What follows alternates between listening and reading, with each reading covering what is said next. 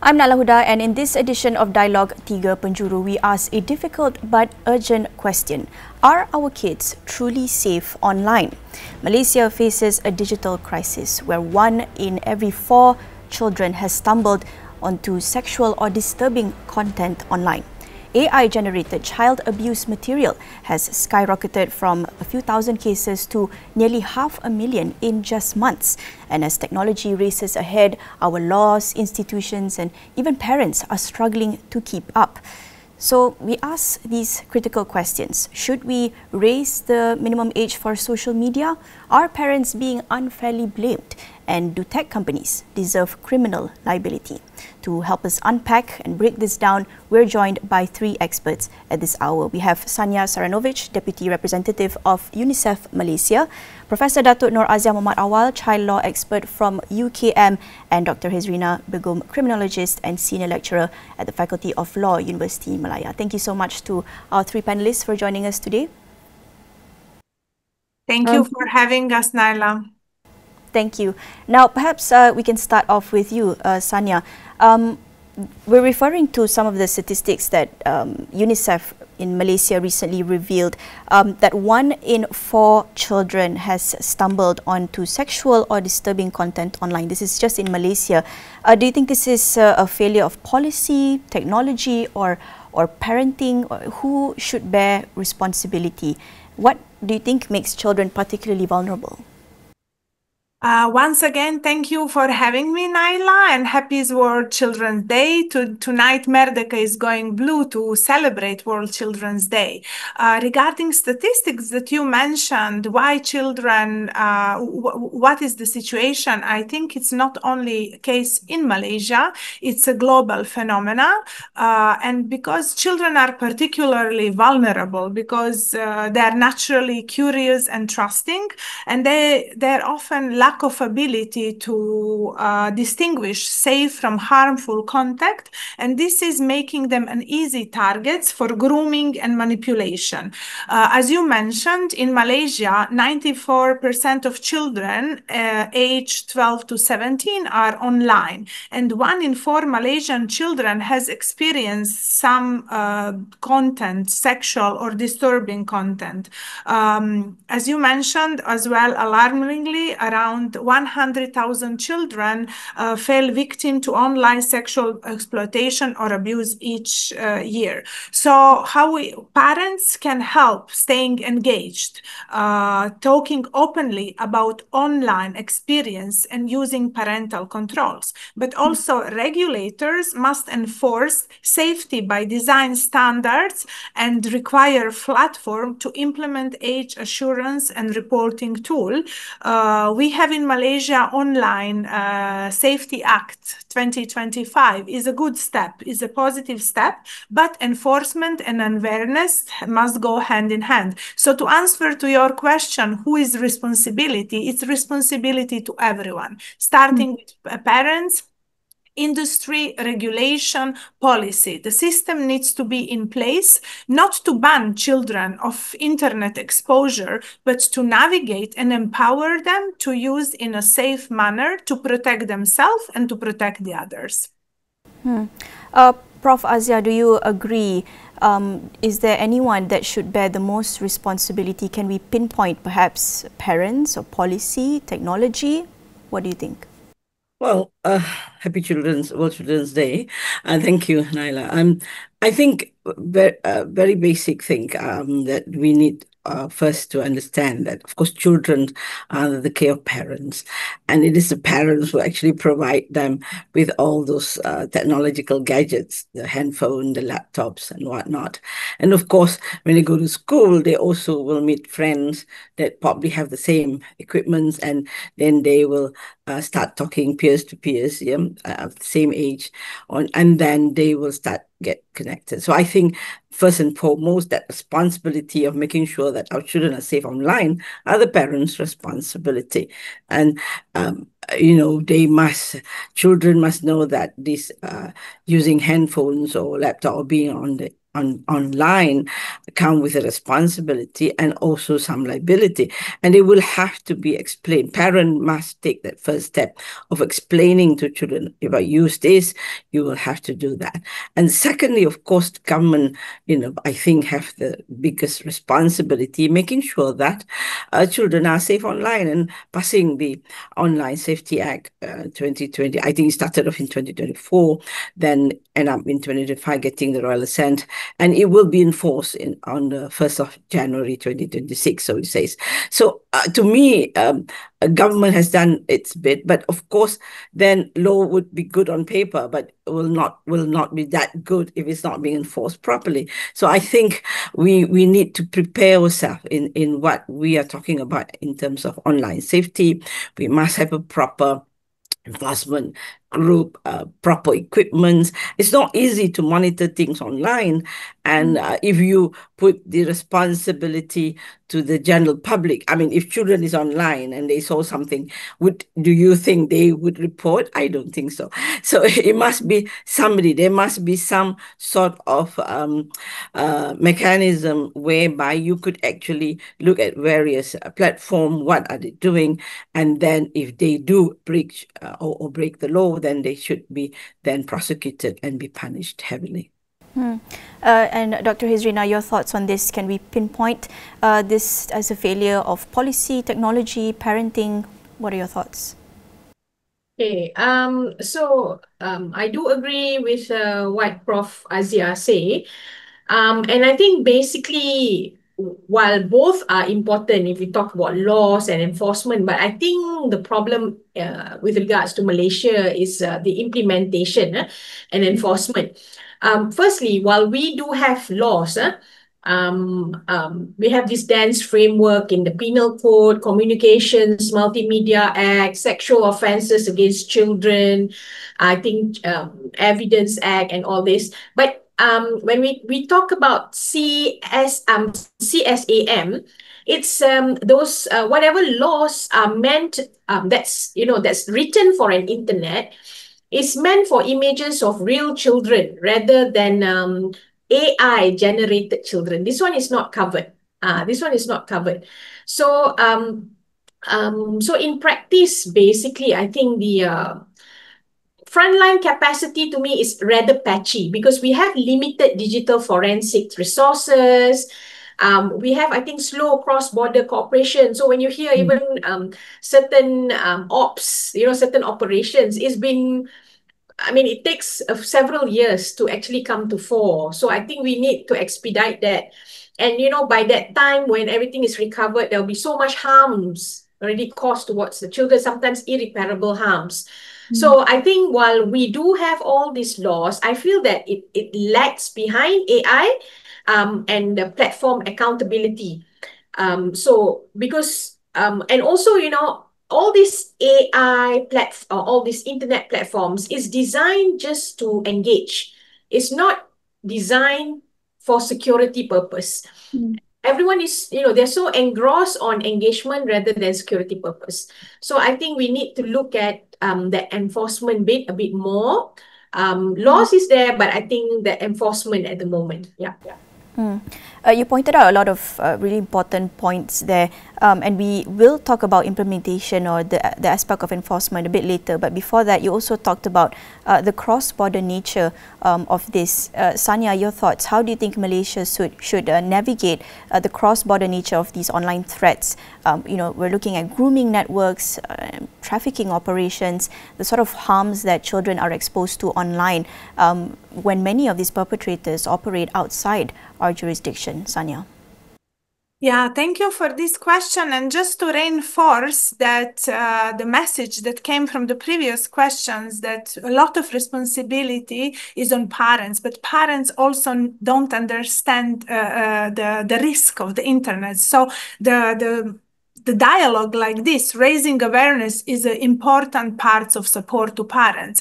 Relation to your second question, as we know, online predators don't need passports. Grooming networks and trafficking operations often operate outside national jurisdictions. That's why Malaysia is working with ASEAN partners and global bodies like Interpol, International Child Sexual Exploitation Database. This database helped to identify more than 42,000 victims worldwide. And also Malaysia proposes ASEAN Child Protection Information Exchange Network and the shared digital forensics protocol to harmonize evidence sharing and speed up investigation. The solution, of course, must be regional, not a national, because these crimes cross-border these crimes cross-border as easily as just one click.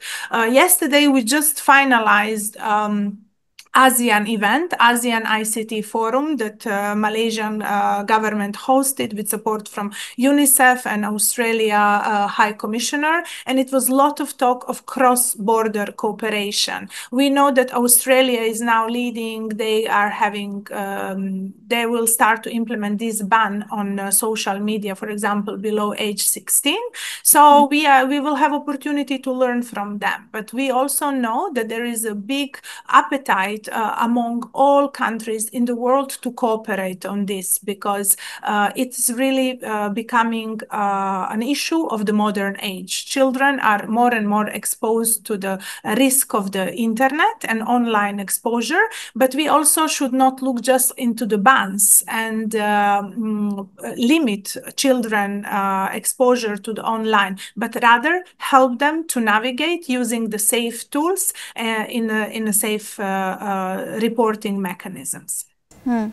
As you said, there is this big appetite to tackle this sort of issue internationally, but Dr. Hezrina, as you pointed out, the sort of cross-border cooperation on this issue is rather slow. What do you think should happen regionally, Dr. Hezrina? Well, I think that sometimes there are laws around extradition. If the perpetrator is in Malaysia, then it's easy to arrest. But if the perpetrator is abroad, so we have these legal issues, so it takes time. And while we do have all this, Interpol, and we have, Asian cooperation, but there's still a lot of challenges, because a lot of them are, everyone knows this, I think, because why a lot of these explicit materials are online, because people can operate with anonymity. So you need more experts to actually detect and devise where all these materials coming. And usually they have this big network. And we talk about even dark web, dark web also, it's not easy to penetrate. You need certain people, and there's also a fee there.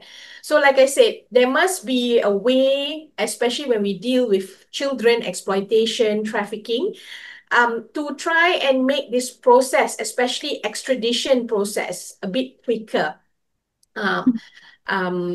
So I think that then we can have, we can quickly address all these issues before more harms are suffered by the victims. Yeah.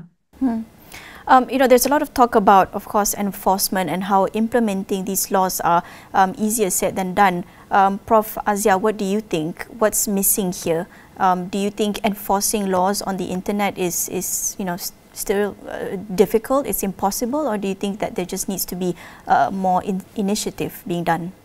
I think as it is today, I mean, in Malaysia, when I was student commissioner, we have a lot of complaints on issue of exploitation and the law before we are going to pass or we're going to enforce our Online Safety Act is that you make a complaint, you either call, make a complaint, phone call, write to MCMC.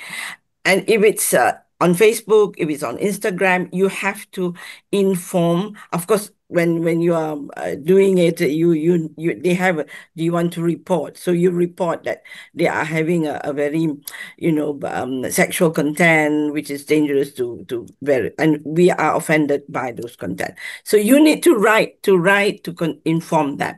If nobody inform, nothing will happen. So I think it's a boundaryless kind of issues. And of course, criminal law, when we want to take actions or any law, I'm also wondering how the Safety Online Act is going to work in terms of making it a boundaryless offenses, and how do you prosecute someone who is, the platform is not in Malaysia, the platform is outside, and how do you find them, how do you restrict them from doing all this, and would they abide by our when we send them summons and things like that. So these are the things that we really need to think about. But to me, even before we pass the act and even before we enforce the act as it is today, it is very, very difficult. I remember at one time there were only 48 prosecution by the police, for about between 40 to 50 prosecution made by the police on issue of online cases, online exploitation, pornographic materials and things like that. But MCMC actually shut down like 400 thousands of line website and so on, because they are dangerous to the general public. But to me, it's like 48 prosecute and 400,000 being, they were shut down.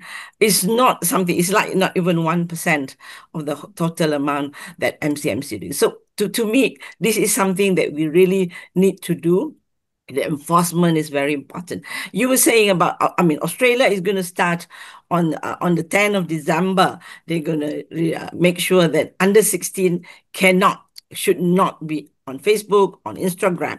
So I think also probably on TikToks and all those things. So to me, this is very important. And we are planning to do the same, raising the age from 13 to 16. But how are we enforcing it? That is my big questions. Yeah.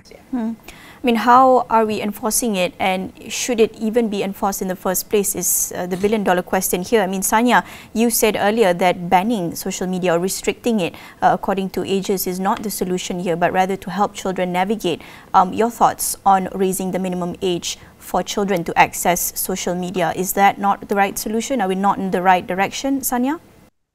I think that's the question for all of us. We don't know the answer because there is no evidence that, until now, there is no evidence that ban will make children safer. During two-day ICT forum, regional ICT forum, it was discussion about it. And e-safety commissioner, Australian e-safety commissioner, was talking about not about the ban, but actually rather delaying exposure of children to online depend on their age. I do believe that now with introduction of this delay or ban in Australia, we will have opportunity to learn lessons from them. And there is a big cooperation in Malaysia, openness to cooperate, and luckily they are going first, so we will all in Malaysia, in the world, learn lessons from them. What we can do in parallel, I always do emphasize prevention. We need you will hear mostly talking about parental responsibility, but we need to also, as we empower children, we need to empower parents as well. As a parent, I'm a mother of the two adolescent girls. I'm not aware what is everything available on the internet, so we need to support the parents, to educate the parents. At the same time, digital literacy should be included in the education. So this partnership between children, parents, school, community, and legislator and industry should happen. Also, we as a parents and as an educator in the school, we need to create a safe environment when children will not feel afraid, isolated, to approach us, to report if they are exposed to some harmful content. At the same time, we really need to work with the industry to ensure that the regulation is enforced and the platforms are safe by the design. So we need to, the banning of or limiting the age will not solve the issue. Is one component that we are about to learn how it's function in the practice. But in parallel, many things need to happen in order to really help children to safely navigate internet. Dr. Hazrina, do you agree? I mean, the Malaysian government is already proposing to raise the minimum age for social media users from 13 to 16 following in Australia's steps. Do you think this is the right direction? Okay, I do agree to Prof. Azia and Sanya's opinion. But I feel that, well, it might reduce, but it's just a blunt tool, because if you see realistically, children can lie about the age. They can use their parents or grandparents' email. And you see, especially those, let's say, baby boomers age, okay? So if you ask children, a lot of them create those accounts also for their parents, for their grandparents. They even know the password for emails of the parents, yeah? Like even my son, who is already an adult, my children, some of them know my password, in case of something. So what I'm saying is that it can limit, but it does not deter. And when this happens, when you raise, like I said, okay, it makes it a bit harder, but the risk is that you are changing a visible risk to a risky, hidden, unsupervised situation. So rather than, you're seeing it as it's visible risk. Now it goes underground, it becomes risky and you don't know, there are multiple layers. So I feel that, while that can sort of make it a bit more difficult, we have to understand we are in this AI age. We are in this internet age where learning is done online, communication is done online. So we have to figure out some sort of mechanism where perhaps monitoring would be another safe bet, because I don't think keeping them offline is realistic. I think that's my opinion. Sanya said this is just one component of a much larger approach that needs to be taken. If we're talking about enforcement, maybe I can throw this question to Prof. Azia. Do you think it's enough in terms of enforcement and implementation to simply take down or remove content? Do you think that there needs to be, if we're talking about a carrot or stick, we need a bigger stick against platforms, against social media tech companies? Do you think they should be held liably or criminally liable for, hosting this sort of content?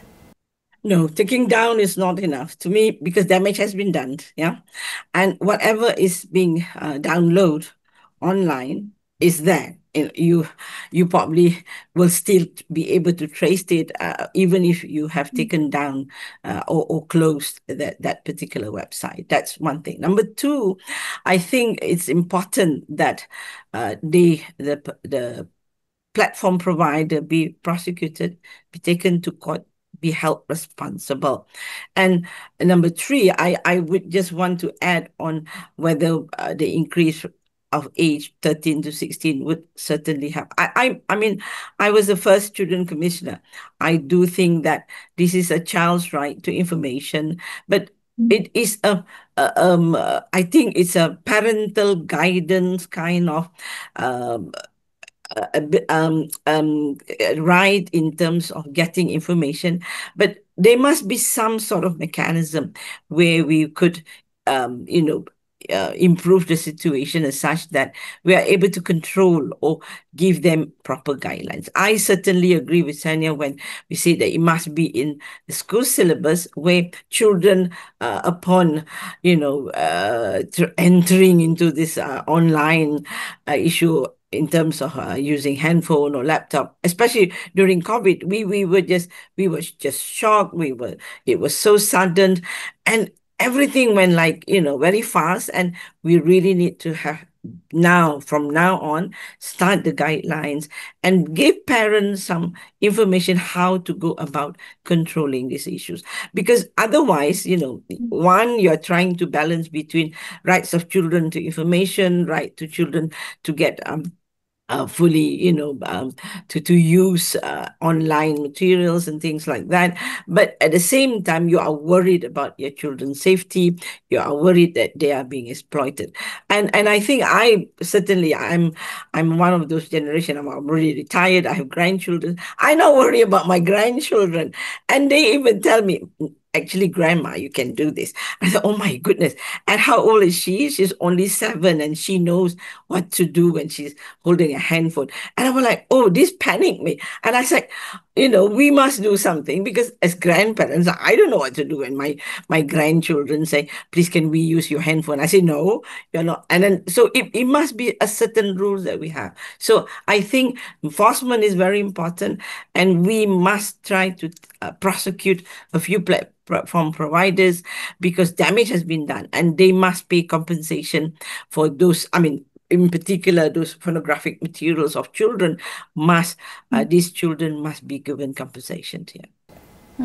As Prof. Azia said, the internet isn't written in pencil but written in ink, and whatever stays on the internet will stay somehow on the internet. Do you agree, Sanya, that simply taking down or removing flagging content isn't enough, that criminal legal action needs to be taken against tech and social media companies for hosting harmful content? Do you think that's even possible to do? We have the Online Safety Act in Malaysia as well, but it's proving a lot more difficult to enforce.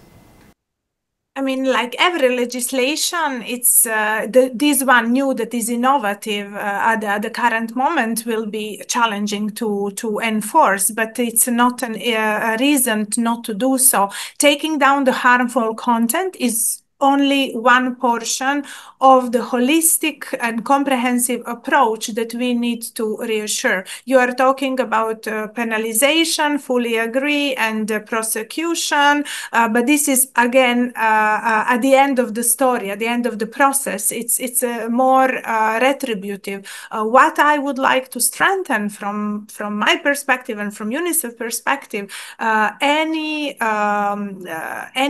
act of violence against children should start with reinforcing prevention. And I do go back to support to the parents. Why parenting online is different than offline? It's not. We need to support the parents to reinforce the limits for children, but in a way that children need to understand that these limits are not punishment. This is the way of protecting them and gradually exposed to the internet. Then I fully agree what was says. We cannot keep children off the internet, but we need to give them tools to understand right or wrong and to understand the risk. Then second, we really need to find a good child-friendly reporting mechanism, because I think 3% of Malaysian children said that they don't feel safe, they don't feel at ease to report if something happened on the internet. So we need to find child-friendly mechanism for them to feel safe. In the same time, we really need to partner with the schools, parents and the schools, to talk about it and to include digital literacy as soon as possible into the school curriculum. In parallel, we really need to engage more with the industry for them to understand their responsibility and obligations, safe by design platforms, transparent algorithms, and consequences if they don't apply with the regulation and legislation. So it's really nationwide approach, cross-border approach, and the global approach, where all sectors needs to role to play, but parents are on the front line, and we really need to empower parents. Dr. Hizrina, your thoughts on this, taking action against social media tech companies for hosting harmful content, leaving children vulnerable. This then raises another issue of potentially overreaching or censoring speech online. How do you think we can strike this balance? Okay, when I do agree that companies need to face their consequences, because they cannot just be so profit driven, profit oriented, because that's what it is. They get, I'm sure they get lots of income. It's a lucrative business. Advertisements are now all on social media platforms. I'm sure you all get suddenly the shopping thing or whatever that you've been scrolling through. So like I said, in a way, blanket criminalization may not be the factor, but you have to look at transparency, cooperation, because right now we don't want then our police and prosecutors to become like de facto product managers to check and see whether what are the materials on these platforms. So I think it must be a strict rule, a non-negotiable rule, that for all these platforms that they have these security measures in place. That should be a non-negotiable rule. And how are they supposed to do it? I mean, they have to deal with experts and everything. Another thing that I see why we're having problems, this is from my own experience. When we talk about AI, criminal justice system, sexual exploitation, trafficking, all these experts, they actually work in silo. They don't work together. So for example, that, I work on certain things on AI, and I work with the experts and scholars on IT and computer software. So they actually only look at things on how to feed the machine to be more, efficient, rather than looking at human rights issues, child rights issues, nuances. So that's why you don't work together and you work in silo. That's why we keep having new problems. You solve one new problem and then you create another problem. So and your second question was on what, Naila? How to balance, I guess, between enforcing laws, trying to hold social media companies responsible and liable, but at the same time, sort of tackling the risk of censorship and overreach. How do we balance that? Yeah, the thing is, that part, as I've said, whatever we do, we must remember children are individuals, they have rights. Don't over-securitize them. I don't think it's really fair, because you cannot have a situation where only adults are having access, children are heavily policed, because they are the ones who are using a lot of AI now. We are in AI generation. So I think that, of course, there needs to be a balance. There need to be adequate and friendly monitoring. I think whatever it is that we want to do, we have to have in mind that we have to allow the children to grow up in this current situation, but in a safe and friendly manner. But don't let them be left out. Don't let them be dinosaurs, because it's going to, there's going to be more harms later. Repercussions later. Yeah. There seems to be a lot of emphasis on making the online environment child-friendly and even the reporting mechanism child-friendly. This is what Sanya has stressed on, and I want to go back to that point. Before we go into what actually is needed in the reporting channel or mechanism, what is the current state of reporting for children if they come across harmful content online? Sanya? Yeah, there is a possibility to report. For children, according to the research, only 3% of children, as I mentioned, feel encouraged, safe, and trust to report. We need to understand more why, and we need to involve children in designing the child-friendly reporting mechanism. We need to ask them. Prof mentioned her granddaughter, right? So we need children know of 7 years old. They know much more. So we need to involve them in designing how the safe reporting mechanism should look like. Definitely, by the fact that only 3% of Malaysian children are feeling good about reporting currently, indicate that something is not up to the standards. It's not working. We need why, and based on it, we need to design the appropriate mechanism, safe and child-friendly.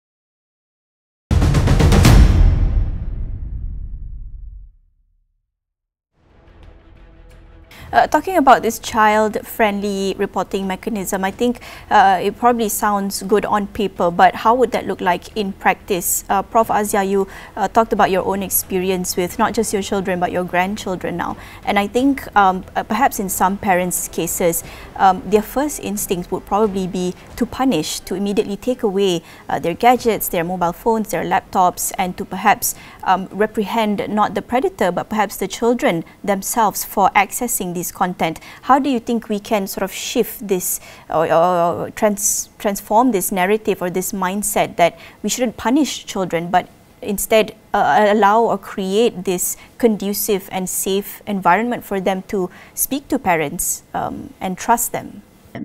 Yeah. I think talking to children is very important, consulting them.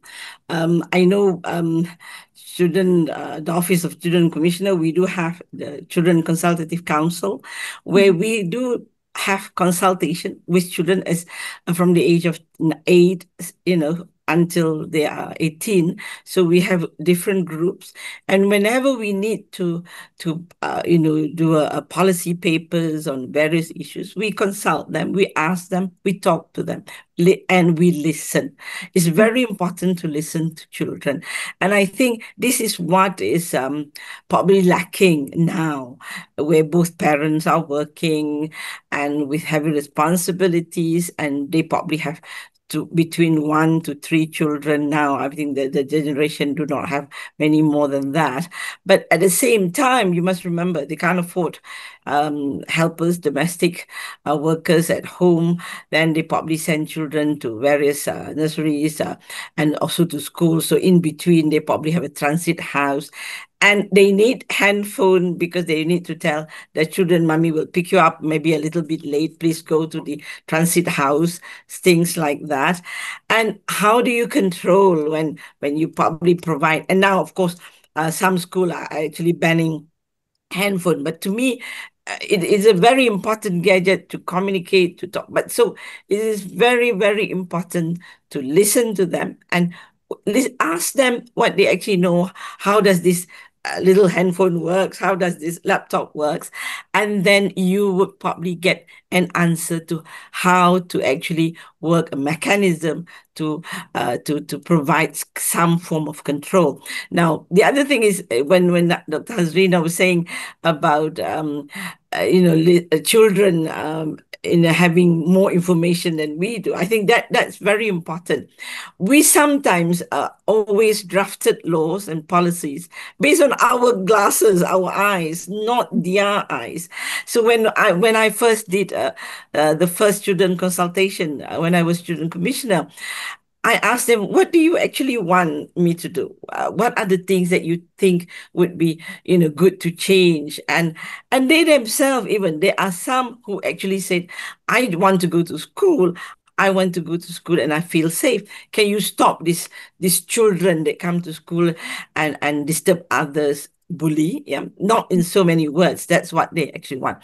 And even they were talking about in where they are living. They said, could you actually, how do you regulate people so that they don't throw rubbish out of their windows when they are living in flats and those rubbish got into the cars? So these are the things that we didn't think about it. But they do. They want to feel safe. They want that environment. So when they are online as well, they actually confess that while online, some of their friends are actually diving into the dark webs and so on. So I said, oh my goodness, how do you know? Okay, there are occasions that we actually share those information.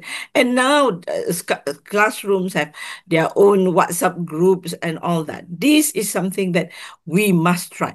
So government, parents must work together in trying to find answer. The more we say no to them and punishing them is wrong. This is not a punishing style of law that or even a style that we need to do, because children now are so much different from children in my days. Even my children are different from my grandchildren. So the moment you say no, that was the first thing they'll do. And the more you curb, the more you control, the curiosity kills the cat. They go, okay, mommy won't allow it. Maybe there must be something that we can do. How do we get? And they are the greatest, scientists to me. Technologies, because they can hack other people's phone. They can even use their mother's phone while the mother are busy cooking and things like that. So please, to me, we need to listen to children, listen to them, consult them, and this would be a better law for Malaysians. Trusting children, listening to them, providing this safe environment is of course a given. But just to share, I think I've seen this firsthand when young children, or even girls especially, when they try to stand up for themselves and point this out as an issue on social media, I've seen how adults tend to not trust them. Then there's this other issue of victim blaming, and how they get manipulated into these sort of narratives, and that safe environment about speaking out about these issues online is definitely not there. Dr. Hezrina, how do you think children can grow up in this kind of environment online, where they then have to face issues of, as I said, victim blaming, how adults sometimes don't even believe them, that they're being, sexualized online? These are issues that we need to talk about openly, but they don't find that kind of support among adults even. So when they don't have this kind of environment, where can they go, Dr. Hezrina? Yeah, this has been a recurring issue of especially I think in Malaysia. I think it's global also, on victim blaming, not believing the child.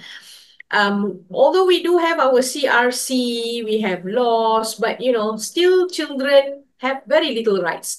They're being looked at as invisible sometimes. I always talk, when I give my lectures or talk, I said that even when you see a child is queuing for food or something, you will just simply cut queue as if that child is invisible.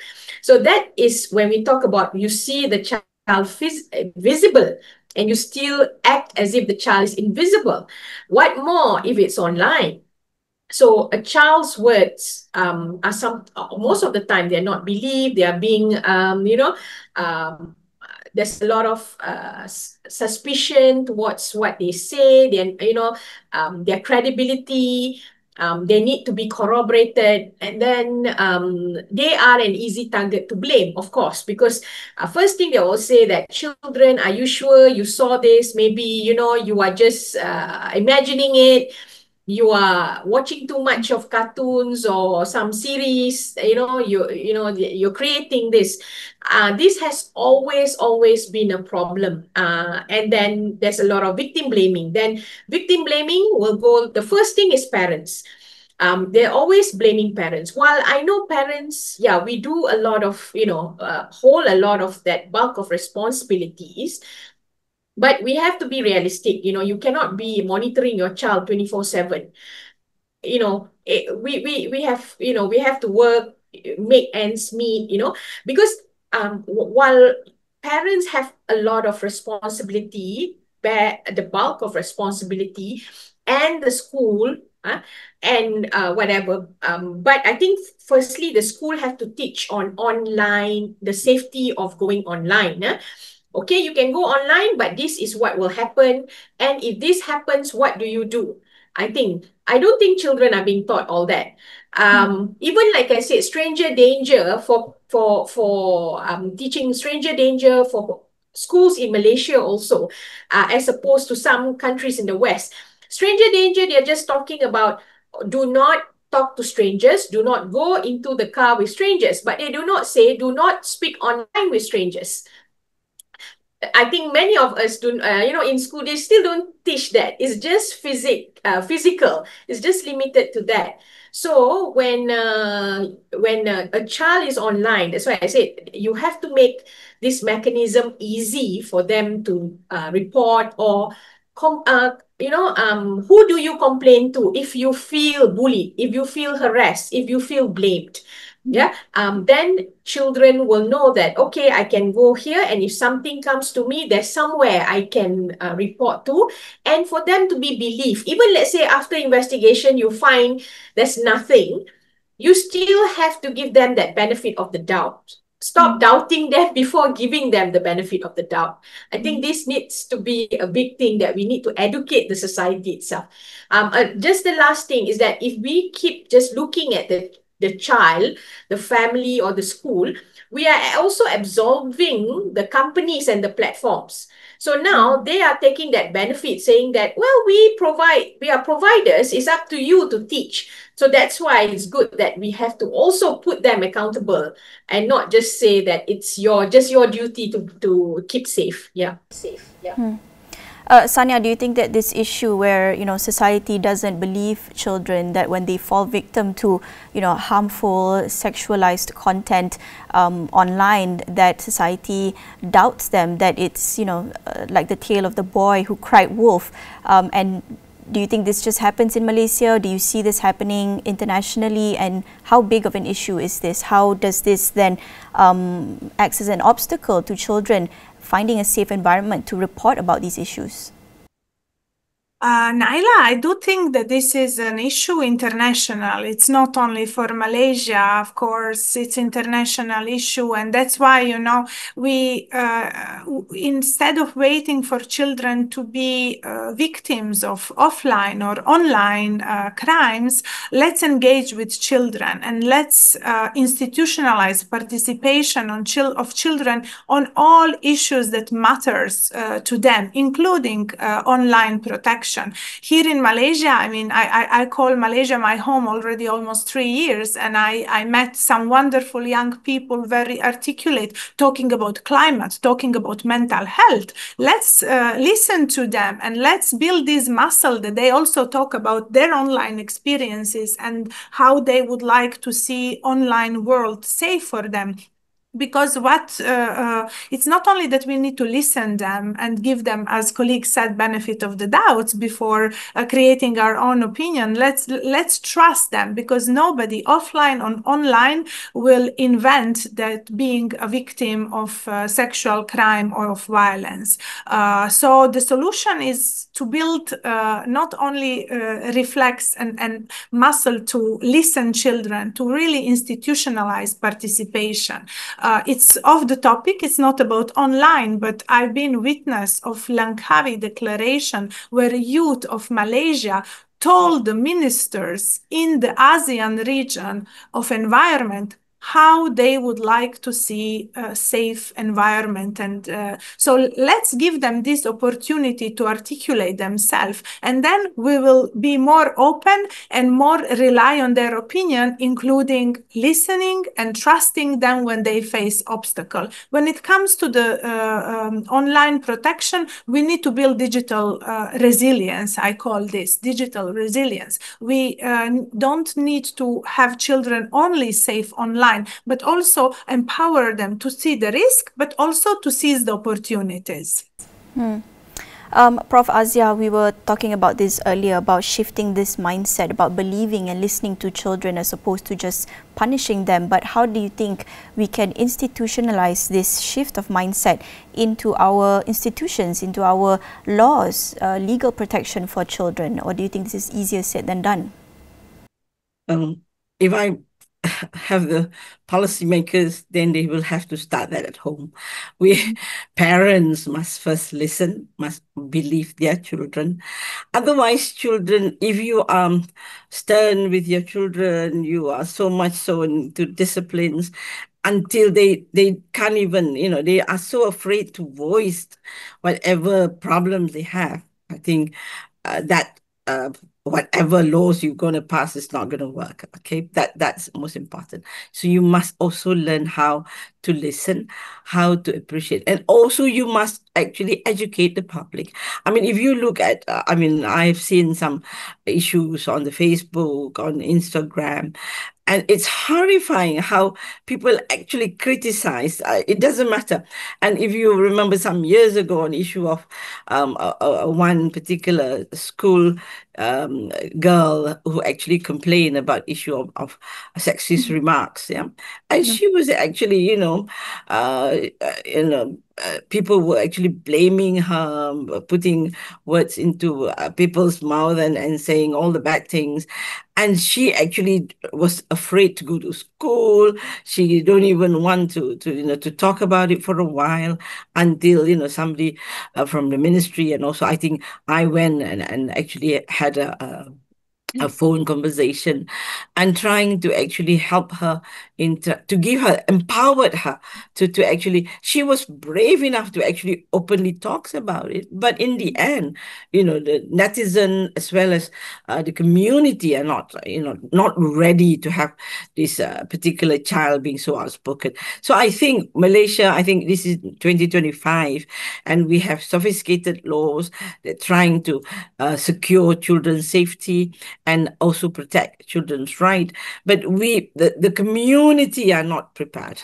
I think this is where we need to have a lot more campaign, a lot more education. Community must be educated, must be informed because the way that children grows today is very much different from when we were children ourselves. So I think that must start now before we even implement anything else.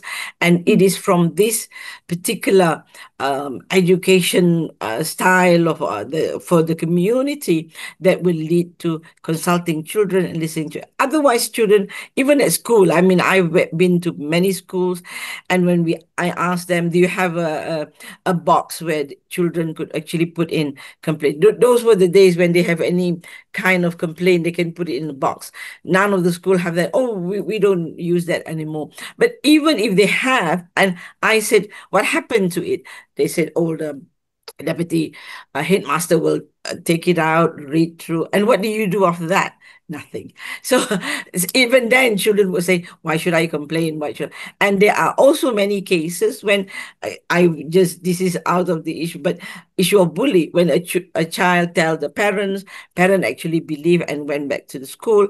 And the school actually said, well, we will investigate this child first. And then offered things like, maybe we should, change you to another school, to another class, something like that. That is not the solution to the issue. You are actually should encourage the child to talk and then investigate and then take actions on this issue. So to me, it's the same. Even online things, if you don't trust your children, you don't let them tell you what is going on, then the children will never actually talk to you about it, and it will carry on. This exploitation will carry on online, and because we are not able to listen to our children and believe in them. Prof. Azia emphasizes that it should start with the parents. Sanya thinks that it should be a collective effort. There should be this partnership among all parties, parents, schools, legal institutions and social media companies. Dr. Hizrina, I'll let you have the final thoughts on this. How do we institutionalize this shift of mindset about the whole of society, legal institutions, not blaming victims, which are children in this case, but rather believing and listening to them? Well, it takes a lot of work though, and it has to be consistent. I think the most important thing is to develop child's rights education from preschool, because children will grow up. You see, what we are facing now is a result of that lack of understanding of child rights when we are small. I remember when I was going to school, nobody taught me of my rights. I didn't. Isn't it, Prof. Azia or Sanya? Did the school teach you about child rights? So we were not taught. And there were even suggestions to teach parenting, courses of parenting, because even parents, we were not given courses to be a parent. We straight away become parents when we get children. So we have to shift because because we have a lot of threat now. The threat is not just visible now. A lot of threat is online. Just like a lot of property offenses used to be visible, now everything is online. So now there's plenty of threat online. So children need to be educated. So we have to think of, firstly, educating the society from the from preschool until adult. There need to be more reminders, maybe rewards on, how many children or have you fed today, or what are the good things that you've done to help children, just this kind of incentive, so that you inculcate those good values and teach the society to be more nurturing and aware of rights. And also when these children, when we start giving them from small, these children rights education, when they grow up, they will be aware and they will teach the same. So I think that's the best way to do it, although it takes a bit time. Yeah. Thank you so much, Dr. Azrina, Prof. Azia, and Sania, for being with us today and for sharing your thoughts. Thank you so much, Naila. Thank you. Thank you. That is all on Dialog Tiga Penjuru in this edition. That is all with me, Naila Huda. Will catch you the next time.